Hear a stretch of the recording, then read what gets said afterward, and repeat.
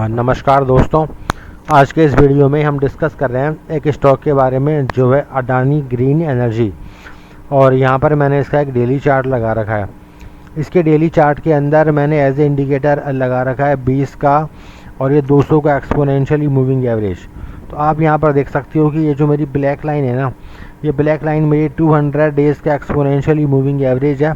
इसकी वैल्यू अभी निकल के आ रही है लगभग 1724 की, यानी कि 1724 की।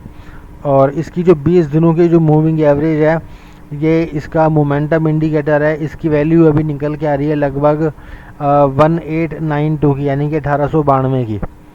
और इस स्टॉक की जो करंट प्राइस है उसको मैंने येलो कलर से इंडिकेट किया हुआ है। इसकी करंट प्राइस निकल के आ रही है 1813 की, यानी कि 1813 की। और आप यहाँ पर देख सकते हो कि आज के दिन जो है इस स्टॉक ने एक ग्रीन कैंडल बनाई है, यानी कि आज के दिन मार्केट में रिकवरी आई थी, तो इस स्टॉक में ने भी रिकवरी आई है। अब इस स्टॉक की जो प्राइस जो है ना, वो 20 और 200 दोनों ही मूविंग एवरेज के बीच में कामकाज कर रहा है।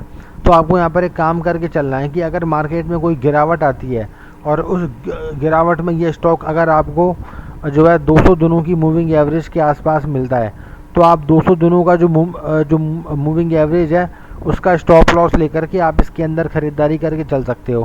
और अगर ये स्टॉक आपको ऊपर की तरफ मिलता है, तो ऊपर की तरफ जब ये स्टॉक 20 दिनों की मूविंग एवरेज के ऊपर जाएगा, तो आप 20 दिनों का जो मूविंग एवरेज होगा उसका स्टॉप लॉस लेकर के इसके अंदर ख़रीदारी करके चल सकते हो।